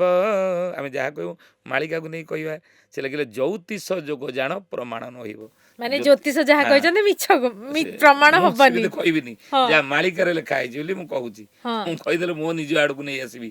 ଅଚ୍ୟୁତାନନ୍ଦ ନିଜ ଉପରକୁ ମଧ୍ୟ ନେଇନାହାନ୍ତି। କହିଲେ ମୁଁ କହୁଛି ବୋଲି ମୋର କଥା ନୁହେଁ ଆଦ୍ୟୁ ଖଞ୍ଜିଛନ୍ତି ଧାତା କର୍ମ ବାମ ହେଲେ କଳ୍ପନା ଗ୍ରାସିବ ପ୍ରକୃତି କାଟିବ ଚିତା। କହିଲେ ମୁଁ କହୁଛି ବୋଲି ଏହା ହେବ ତା ନୁହେଁ। ଆଗରୁ ବିଧାତା ନିୟମ ଖଞ୍ଜନ୍ତି ଯେ କର୍ମ ଯଦି ଖରାପ ହୁଏ ପ୍ରକୃତି ଚିତା କାଟିବ। ପ୍ରକୃତି ନିୟମରେ ନ କଲେ ପ୍ରକୃତି ଆଜି କ'ଣ ନା ବିପରୀତରେ ଚାଲିଛି। ମାଘ ମାସେ ମହା ଗ୍ରୀଷ୍ମ ହୋଇବ ବୈଶାଖ ମାସରେ ଶୀତ 13 ଦିନେ ଷଡ଼ ଋତୁ ଭୋଗ ହେବ ଶୁଣନ୍ତୁ ବିନତା ସୁତ। ଅକାଳରେ ଲିମ୍ବ କଢ଼ି ଆଚରିବ ଅକାଳେ ଆମ୍ବ ବଉଳ। ଅଦିନରେ ଲିମ୍ବ ଗଛରେ ଲିମ୍ବ କଢ଼ି ଧରିବ। ଋତୁଚକ୍ର ପରିବର୍ତ୍ତନ ପ୍ରକୃତି ବିପରୀତରେ ଚାଲିଛି। ଜଳବାୟୁ ପରିବର୍ତ୍ତନ ହେଇଛି। ଆଉ ଅକାଳେ ଆମ୍ବ ବଉଳ ଅଦିନରେ ଆମ୍ବ ଗଛରେ ଆମ୍ବ ବଉଳ ଧରିବାର ତୁମେ ଦେଖିବ ଜାଣିବ ସେ ସମୟ ଆସିଗଲା। ଆଉ କ'ଣ ନା ଅକାଳେ କୋକିଳ ରାବିବ ବାରଙ୍ଗ କୋଇଲି ଦିନେ ଅଦିନରେ ବୋବେଇବ ଜାଣିବି ଯେ ସେ ବେଳକାଳେ ଆସିଗଲା। କୋଇଲି ବସନ୍ତ ଋତୁରେ ବୋବାଏ କିନ୍ତୁ କୋଇଲି ଅଦିନରେ ବୋବାଏ ଆମେ ଅନେକ ଶୁଣିଲେଣି ଲୋକମାନେ ଶୁଣୁଥିବେ। ଆଉ ଗୋଟେ ଘଟଣା ଦେଖିବୁ ପୁରୁଷ ପୁତ୍ର ପ୍ରସବ। କହିଲେ ପୁରୁଷମାନେ ଯେତେବେଳେ ପୁତ୍ର ପ୍ରସବ କରିବାର ତୁମେ ଦେଖିବ ଜାଣିବ ଆଗମ ରୀତି ବେଳକାଳ ହେଇଗଲା। ହେମନ୍ତ ଭିଆଣ ନହିଲେ ବାରଙ୍ଗ କଳି ସେଟା କ'ଣ ସମ୍ଭବ ହେଇପାରିବ? ହେଲାଣି। ବିଦେଶରେ ଆପଣ ଦେଖିବେ ପୁରୁଷ ପୁତ୍ର ପ୍ରସବ କରିବାର ୟୁଟ୍ୟୁବରେ ଭାଇରାଲ ହେଇଛି। ଆଜି ଅପରେସନ ମାଧ୍ୟମରେ ବିଜ୍ଞାନ ବଳରେ କ'ଣ ନା ପୁରୁଷ ନାରୀ ନାରୀ ପୁରୁଷ ହେଇପାରୁଛି। ମାନେ ଭଲ ସମୟ ଆସୁଛି ନା ଖରାପ ସମୟ? ଭଲ ସମୟ ଏଇ କ୍ଷଣା ନୁହଁ। ସେ ଲେଖିଛନ୍ତି ମୀନ ଶନି ଯୋଗ 27 ଯାଙ୍କେ ରହିବ। 27 ଅଙ୍କରୁ ଦକ୍ଷିଣ ଦିଗରୁ ସମୁଦ୍ର ଆସିବ ମାଡ଼ି ଉତ୍ତରରୁ ଗଙ୍ଗା ଉଛୁଳି ପଡ଼ିଣ ତହିଁ ସଙ୍ଗେ ଦେବ ଧାଡ଼ି। କହିଲେ 27 ଅଙ୍କରେ ଦକ୍ଷିଣ ଦିଗରୁ ସମୁଦ୍ର ମାଡ଼ି ଆସିବ। ଅଚ୍ୟୁତାନନ୍ଦ ମହାପୁରୁଷ ଏହି ଶିବକଳ୍ପରେ ଲେଖିଛନ୍ତି ଯେ ସେହି ସମୟରେ ହୀରା ପାରା ଦୁହେଁ ଏକତ୍ର ହୋଇବେ ମୋର ଧ୍ୟାନ ପୀଠ ଠାରେ ହେତୁ ରଖିଥିବ କଳିଆ ଭକତ ଦେଖିବୁ ତୁ ନୟନରେ। କହିଲେ ହୀରା କହିଲେ ହୀରାକୁଦ ଓଡ଼ିଶାର ପଶ୍ଚିମ ପଟର ଓଡ଼ିଶାର ସବୁଠାରୁ ବଡ଼ ନଦୀ ହେଉଛି ମହାନଦୀ। ମହାନଦୀ ଉପରେ 1947 ମସିହାରେ କାର୍ଯ୍ୟ ଆରମ୍ଭ ହୋଇ 1958 ମସିହାରେ କାର୍ଯ୍ୟକ୍ଷମ ହେଇଥିବା ସବୁଠାରୁ ବଡ଼ ବନ୍ଧର ନାମ ହେଲା ହୀରାକୁଦ ବନ୍ଧ। ମହାପୁରୁଷ ମାଳିକାରେ ଲେଖିଛନ୍ତି ହୀରାକୁଦ ବନ୍ଧ ଦିନେ ଭାଙ୍ଗିଯିବ। ମୁଁ ମୋ ପିଲାଦିନରୁ ଶୁଣି ଆସୁଛି। ମୁଁ ପିଲାଦିନରୁ ଶୁଣି ଆସୁଛି ଆଜ୍ଞା ହୀରାକୁଦ ବନ୍ଧ କେବେ ଭାଙ୍ଗିବ କେବେ ଭାଙ୍ଗିବ। ସମସ୍ତେ କହୁଛନ୍ତି ହଁ ଏଇଦିନ ଭାଙ୍ଗିବ ସେଇଦିନ ଭାଙ୍ଗିବ। ଏପର୍ଯ୍ୟନ୍ତ ଭାଙ୍ଗିନି କିନ୍ତୁ ମହାପୁରୁଷ ତାକୁ ଲେଖିଛନ୍ତି ଦିନେ ହୀରାକୁଦ ବନ୍ଧ ଭାଙ୍ଗିବ। ନା କେତେବେଳେ ଭାଙ୍ଗିବ? କହିଲେ ରାଶି ମାସେ ସୂର୍ଯ୍ୟବାରେ ହେବ 5 ବ୍ରତ ଜାଣିବୁ ସେଦିନ କାର ନଥିବ ଆୟତ। ରାଶି ମାସେ 12ଟା ରାଶି ସୂର୍ଯ୍ୟବାର କହିଲେ ରବିବାର ଚନ୍ଦ୍ରବାର କହିଲେ ସୋମବାର ତେଣୁ ସୂର୍ଯ୍ୟବାର କହିଲେ ରବିବାର ପଡ଼ିଥିବ ଯେଉଁ ବର୍ଷ 5ଟି ବ୍ରତ ହେବ 5 ବ୍ରତ ଜାଣିବୁ ସେଦିନ ବ୍ରତ? ହଁ 1 ହେଲା ଦୁର୍ଗାଷ୍ଟମୀ 2 ହେଲା ପଣା ସଂକ୍ରାନ୍ତି 3 ହେଲା ଜନ୍ମାଷ୍ଟମୀ 4 ହେଲା ଶ୍ରୀପଞ୍ଚମୀ ଏବଂ 5ରେ ହେଲା ଶ୍ରୀଗୁଣ୍ଡିଚା। ଏ 5ଟି ବ୍ରତ ଯେଉଁ ବର୍ଷ ରବିବାର ହିଁ କେବଳ ପଡ଼ିବ ଜାଣିବୁ ନଥିବ ରାମ। ଏ କେତେ ଦୂରଦୃଷ୍ଟି। ମାନେ ଏଇ ସବୁ ପୂଜା ପର୍ବ ଗୁଡାକ ସବୁଗୁଡା ଯୋଉ ରବିବାରରେ ପଡିବ ସେବେ ହିଁ ଭାଙ୍ଗିବ ବୋଲି ହୀରାକୁଦ ମାଳିକାରେ ଲେଖା ଅଛି। ସେ ଲେଖିଲେ ଶ୍ରୀଗୁଣ୍ଡିଚା ଦିନ ହୀରାକୁଦ ବନ୍ଧ ବଳେ ଯିବ ଭାଙ୍ଗି ଚିତ୍ତଳ ବଉଳା କାମୁଡ଼ା କାମୁଡ଼ି ହୋଇ ମରିବେ ଯେ ସଙ୍ଗୀ। କହିଲେ ସେଇଦିନ ଶ୍ରୀଗୁଣ୍ଡିଚା ଦିନ ହିଁ ହେଇଥିବ ହୀରାକୁଦ ବନ୍ଧ ଭାଙ୍ଗିବ ବୋଲି ମାଳିକାରେ ଲେଖିଛନ୍ତି। 26 ଠାବରେ ହୀରାକୁଦ ଉଛୁଳିବ, ଏ ଓଡ଼ିଶା ଅର୍ଧେ ଭାଗ ଜଳାର୍ଣ୍ଣବ ହେବ। ଓଡ଼ିଶାରେ ବଡ଼ ବନ୍ଧ ତିଆରି ଯେ ଥିବ, ସେଇବେଳେ ଶତ୍ରୁ ଦ୍ୱାରା ଭାଙ୍ଗିଣ ଯେ ଯିବ। ଓଡ଼ିଶାର ସେତେବେଳେ 6 ଜିଲ୍ଲା ଜଳାର୍ଣ୍ଣବ ହୋଇ, ଯିବା ଆସିବାର ବାଟ ନ ପାଇବେ କେହି। ତେଣୁ ଜଳ ପ୍ରଳୟର ସମ୍ଭାବନାକୁ ଏଡ଼ାଇ ଦିଆଯାଇ ନପାରେ, ମହାପୁରୁଷ ଲେଖିଛନ୍ତି। ତାହେଲେ ଭଲଟା ଆସିଲା କେଉଁଠୁ? ଭଲଟା ଏଇକିଣା ନୁହଁ, କେତେବେଳେ ଆସିବ ତା ମଧ୍ୟ ଶିଶୁ ଅନନ୍ତ। ମାଳିକାର ନାମ କଳିଯୁଗ ମାଳିକାରେ ଲେଖିଛନ୍ତି। 28 ଅଙ୍କେ ବଛା ବଛି ହେବ, ଜାତ ହେବ ନୂଆ ସୃଷ୍ଟି। 29 ଅଙ୍କେ ଆନନ୍ଦେ ରହିବେ ଭାରତର ଜନଗୋଷ୍ଠୀ। କହିଲେ କେତେବେଳେ ହେବ ନା 28 ଅଙ୍କେ ବଛା ବଛି ହେବ। 2028 ମସିହାରେ ଆମେ କହିବା 28 କାହିଁ କହିବା? 28 ଅଙ୍କ କହିଛନ୍ତି, ତାକୁ ମସିହା ସହିତ କାହିଁକି ଆମେ ତାକୁ ତୁଳନା କରିବା? ସେ ଲେଖିଲେ ସାଲ ମସିହା ଗୁପ୍ତ ହେବ, କେବଳ ଅଙ୍କ ଭୋଗ ହେବ। ତୁମେ ଦେଖିବ 29 ଶେଷ, 20 ପରକାଶ, ଅନନ୍ତ ଯୁଗ ଏଠାରୁ। 19 ସରିବ, 20 ଆରମ୍ଭ ହେବ, ଏଇଠୁ ଅନନ୍ତ ଯୁଗ ବୋଲି ତୁମେ ଭାବିବ। ଆଉ ସେଇଠୁ ସାଲଟା ଚଳିବନି, କି ମସିହାକୁ ତୁମେ ହିସାବ ନେବନି, କେବଳ ଡାହାଣ ପଟେ ଯେଉଁ ଶବ୍ଦ ଅଙ୍କ ଥିବ, ସଂଖ୍ୟା ଥିବ, ତାକୁ ଅଙ୍କ ଭାବରେ ତୁମେ ତାକୁ ଧରିକି ଚାଲିବ। ଯେମିତି ଆମର ମାଳିକା, ସେମିତି ବାବା ଭାଙ୍ଗା ଆଉ ହଁ। ନେଷ୍ଟ୍ରୋଡମସ୍, ତାଙ୍କର କ'ଣ ମାନେ ଯାହା ମାଳିକାରେ ଅଛି ସେମାନେ ବି ତାହା ଲେଖିଛନ୍ତି, ଆଉ ନିଶ୍ଚ- ମେଳ ଖାଉଛି ମେଳ ସବୁ। ଖାଉଛି ସମ୍ପୂର୍ଣ୍ଣ ତାଙ୍କର ଭବିଷ୍ୟତ ବାଣୀ ଏବଂ ପଞ୍ଚସଖାମାନଙ୍କର କଳିଯୁଗର ଭବିଷ୍ୟତ ମାଳିକା, ଇଏ ସମ୍ପୂର୍ଣ୍ଣ ସମାନ। ହାଡ଼ିଦାସ ମହାପୁରୁଷ ତାକୁ ଲେଖିଲେ ମାଳିକାରେ, କହିଲେ ଅଚ୍ୟୁତାନନ୍ଦ ତାକୁ ଲେଖିଛନ୍ତି, କହିଲେ ବାବୁରେ ପୃଥ୍ୱୀ 2 ଫାଳ ହେବ ଏବଂ ମୀନ ରାଶିରେ ଶନି ପ୍ରବେଶ କରିବେ। ହାଡ଼ିଦାସ ମଧ୍ୟ ତାଙ୍କ ସହିତ ସମାନ ମତ ପ୍ରକାଶ କରିଛନ୍ତି। ସେମାନେ ବି କ'ଣ ଲେଖିଥିଲେ ମିନସନି ଯୋଗ ହବ ନାଇଁ ବୋଲି? ନାଇଁ, ବର୍ତ୍ତମାନ ସମୟକୁ ନେଇକି, ମସିହାକୁ ନେଇକି ଭବିଷ୍ୟତବାଣୀ କରିଛନ୍ତି। ଆଜ୍ଞା। ହାଡ଼ିଦାସ ମହାପୁରୁଷ ଲେଖିଲେ, ଫୁଟିବ ନାହିଁ କମଳ ଫାଟିଯିବ ମାଟି, ଶତ ଷଠିରେ ପାଇବୁ ଏଇ ପ୍ରମାଣଟି। ମାଟି ଫାଟିବ ବିନ୍ଦୁ ବର୍ଷା ହେବ ନାହିଁ। ଆମେ ଜଳର ଯେଉଁ ସଂରକ୍ଷଣ କରୁନେ, ସେ କହୁଛନ୍ତି ଜଳ ସଂରକ୍ଷଣ କର। କାହିଁକି ନା ପାଣି ଅଭାବ ଆଗକୁ ଦେଖାଦେବ। ଯେଉଁ ଦିନ ପାଣି କିଣା ବିକା ହେବ ବାଟ ଚାଲିବାକୁ କର, ସେଦିନରେ ରାମ ଜାଣିବୁ ନିଶ୍ଚୟ ମହାକଳି ହେଲା ଘୋର। ଯେଉଁଦିନ ପାଣିଟା କିଣିକି ଲୋକେ ପିଇବେ, ଜାଣିବୁ କଳିଯୁଗରେ ଶେଷ ସମୟ ଆସିଗଲା ବୋଲି। ପାଣିଟା ଆମେ କିଣିକି ପାଉଛେ, 50 ବର୍ଷ ତଳେ ପାଣି ଦିନେ କିଣିକି ପିଇବା ବୋଲି କେହି ଭାବିନଥିବେ। ଆଜି ପାଣି କିଣିକି ପିଉଛେ। କିନ୍ତୁ ମହାପୁରୁଷ ଅର୍ଖିତ ଦାସ ଲେଖିଛନ୍ତି ମହାଗୁପ୍ତ ପଦ୍ମକଳ୍ପରେ, କହିଲେ ପାଣିଟା କେତେ ରେଟ୍ ହେବ ନା ମୁନ୍ଦେ ପାଣି ସ୍ୱପ୍ନ ହେବ ଲକ୍ଷେ ଟଙ୍କା ଦେଲେ, ଏଇ ଘଟଣା ଘଟିବ ମନେ ରଖ ଦିନେ। ଫ୍ରାନ୍ସର ଭବିତ ବକ୍ତା ନୋଷ୍ଟ୍ରାଡାମସ୍ ମଧ୍ୟ ସେଇ କଥା କହିଲେ। ଆଗାମୀ ଭବିଷ୍ୟତରେ ଜଳକଷଣ ଦେଖାଯିବ, ଜଳ ସଙ୍କଟ ଦେଖାଦେବ। ଭିଙ୍ଗା ମଧ୍ୟ ସେଇ କଥା କହିଲେ, ଜଳ ସଙ୍କଟ ଦେଖାଦେବ। ଯୁଦ୍ଧର ଘନ ଘଟା କଥା, ଯୁଦ୍ଧ ଲାଗି ରହିବ, ଇଏ କଥା ଫ୍ରାନ୍ସର ଭବିଷ୍ୟତ ବକ୍ତା ନୋଷ୍ଟ୍ରାଡାମସ୍ ମଧ୍ୟ କହିଛନ୍ତି ଏବଂ ଭିଙ୍ଗା ମଧ୍ୟ କହିଛନ୍ତି। ଖାଲି ଏବଂ ସୂରଦାସ ମଧ୍ୟ କହିଲେ ଏଭଳି ପରିସ୍ଥିତି ହେବ ଯେ ଜଳମୟ ସଂସାର ଥିବ, କିନ୍ତୁ ତାହା ପିଇବା ଯୋଗ୍ୟ ହେବନି, ଅର୍ଥ ସମୁଦ୍ର ମାଡ଼ି ଆସିବ। ଆମେ ଯଦି ଦେଖିବା ସୂର୍ଯ୍ୟର କିରଣ ଏତିକି ପ୍ରଖର ବର୍ତ୍ତମାନ ଆଗକୁ ହେବ, ଦେଖିବେ ଶୀତଟା ଏବେ ଯାହା ଚାଲିଛି, ଆଗକୁ ସୂର୍ଯ୍ୟ କିରଣ ସେଇ ରେଟ୍ର ହେବ। ଅଚ୍ୟୁତାନନ୍ଦ ଲେଖିଛନ୍ତି, ଦ୍ୱାଦଶ ସୂର୍ଯ୍ୟ ଉଇଁବେ 13 ଦିନ ବ୍ୟାପୀ। କହିଲେ 13 ଦିନ କାଳ ସକାଳୁ ଉଠିଲା କାଣି ଆମେ ଗୋଟିଏ ସୂର୍ଯ୍ୟକୁ ଦେଖନ୍ତି ପୂର୍ବ ଦିଗରେ, କିନ୍ତୁ ସକାଳୁ ଉଠିଲା କାଲି 12ଟା ସୂର୍ଯ୍ୟ ଉଦୟ ହେବାର 13 ଦିନ କାଳ ଆମେ ଦେଖିବା। 12ଟା ସୂର୍ଯ୍ୟ ଉଦୟ ହେବ ମାନେ? ସେ କହିଲେ 12ଟା ସୂର୍ଯ୍ୟ ସକାଳୁ ଉଠିଲା କାଣି ପୂର୍ବ ଦିଗରେ ଦେଖିବା, ଗୋଟିଏ ସୂର୍ଯ୍ୟ। କିନ୍ତୁ 12ଟା ସୂର୍ଯ୍ୟ କେମିତି ଦେଖିବା? 600 ବର୍ଷ ତଳେ ଲେଖିଥିଲେ। ଚାଇନା ଏଇଖିଣା କୃତ୍ରିମ ସୂର୍ଯ୍ୟ ତିଆରି କରିବା ପାଇଁ ଯୋଜନା କରୁଛି। କୃତ୍ରିମ ସୂର୍ଯ୍ୟ ସେସବୁ ତିଆରି କରିବ, ୟୁଟ୍ୟୁବରେ ଭାଇରାଲ ହେଇଥିବ, ଆପଣ ଶୁଣିଥିବେ ଏ କରେଣ୍ଟ ନ୍ୟୁଜ୍ ସବୁ। କୃତ୍ରିମ ସୂର୍ଯ୍ୟ ସେସବୁ ନିର୍ମାଣ କରୁଛନ୍ତି ଭିନ୍ନ ଭିନ୍ନ ଦେଶ। ଆଉ ଗୋଟେ ନୂଆ ନୂଆ ସୂର୍ଯ୍ୟ, ତା ଦେହରୁ ସେମାନେ ଶକ୍ତି କ'ଣ କ୍ରିଏଟ୍ କରିବେ, ତାଦ୍ୱାରା ସେମାନେ କଳକାରଖାନା ବିଭିନ୍ନ ପ୍ରକାର ସବୁ ଚଲେଇବେ। ତେଣୁ 12ଟା ସୂର୍ଯ୍ୟକୁ ସେ ସୃଷ୍ଟି କରିବ। ଆଉ 13 ଦିନ ବ୍ୟାପୀ ଯେତେବେଳେ ଉଇଁବ, ସେତେବେଳେ ଯେଉଁ ଆମର 5ଟି ମହାସାଗର ରହିଛି, 5ଟି ମହାସାଗର ଭିତରୁ ଆଟଲାଣ୍ଟିକ୍ ମହାସାଗର ହେଉଛି ଗୋଟିଏ। ଆଟଲାଣ୍ଟିକ୍ ମହାସାଗର ଜଳସ୍ତର ବଢ଼ିବ କେମିତି? ଉତ୍ତର ମେରୁ ଦକ୍ଷିଣ ମେରୁରେ ଥିବା ବରଫ ପାହାଡ଼ମାନ ସିଏ ତରଳିବା ଆରମ୍ଭ କଲାଣି। ସେ ତରଳିଲେ ସମୁଦ୍ର ଜଳପତନ ବଢ଼େଇ ଦେବ। ଆଉ ସମୁଦ୍ର ଜଳପତନ ବଢ଼େଇଲେ, ଇଏ ନୋଷ୍ଟ୍ରାଡାମସ୍ ମଧ୍ୟ କହିଛନ୍ତି, ଜଳ ପ୍ରଳୟ ସମ୍ଭାବନାକୁ ଏଡ଼ାଇ ଦିଆଯାଇ ନପାରେ। ପ୍ରଳୟ ହେବ, ଜଳ ପ୍ରଳୟ। ଆଉ ତା ଦେହରେ ଆମେରିକା ରାଷ୍ଟ୍ର ଭାଇ ମୂଳୁ ନାଶ ଯିବ। ସିଏ ତ କେବଳ କହିଛନ୍ତି ଜଳ ପ୍ରଳୟ ହେବ, କିନ୍ତୁ ଅଚ୍ୟୁତାନନ୍ଦ ମହାପୁରୁଷ ମାଳିକାରେ ଲେଖିଦେଇଛନ୍ତି ପଞ୍ଚସଖା ମାନେ, ସେ ଜଳ ପ୍ରଳୟ କେଉଁ କେଉଁ ଦେଶ ଯିବେ? ଆମେରିକାଟା ଯିବ, ଇଏ ବୁଡ଼ିଯିବ ଆଟଲାଣ୍ଟିକ୍ ମହାସାଗରରେ। ଆଉ ଭାରତର ଦିଲ୍ଲୀ ବୁଡ଼ିବ, ଆଉ ଆମ ଓଡ଼ିଶାର ପାରାଦୀପ ବୋଲି ସେ କହିଛନ୍ତି। ଏସବୁ କଥା ଲେଖା ମାଳିକାରେ ଏଟା ଲେଖା ହେଇଛି। କେତେ ବର୍ଷ ସୁଦ୍ଧା ଏଗୁଡ଼ା ହବ? ଏସବୁ 3-4 ବର୍ଷ ଭିତରେ ହେଇଯିବ। କିନ୍ତୁ ତାପରେ ସୂରଦାସ ଲେଖିଲେ, ୟା ପରେ 1000 ବର୍ଷ ତକ ସତୀଯୁଗ ବିତେ। ୟା ପରେ 1000, ସହସ୍ର ହେଲେ 1000, हजार वर्ष पर्यंत सत्य जुगर वातावरण संसार सृष्टि हेब स्वर्ण फल बन पृथ्वी पर फुले सुनार फूल पृथ्वी वक्षर फुटब सुख की दिशा फेरे दुख सरीज कष्ट सरीज जंत्रणा सरीज विपद सरीज पुणी सुखर समय को लोक मैंने समस्ते देखिए बा लोक मैंने समस्ते सुख आड़ को मुहाइबे सुख समस्त आसब सूरदास कहते भारत विश्व दरबार जगत गुरु आख्या नब सोनार चिड़ियार देश रूपे परिगणित हेब आध्यात्मर ध्रुव केन्द्र रूप से सारा विश्व को भारत ही दिग्दर्शन देव आलोकित कर ज्ञान अर्थनीति हो ज्ञान हो सबुत भारत शीर्ष आज जमी अमेरिका आम कहे चाइना कहे रुषिया कहे ये आणविक हो कि अर्थनीति हो आज उपर अच्छा कि भारत सबुठ को टपिजीव ये जितेबाला 30 मसीहा बेलू आम देखा भारत समस्त को टपिज आउ सबू विश्वर जनसंख्या 150 कोटी रु केते 600 कोटी रु ऊर्ध कि भारतर जनसंख्या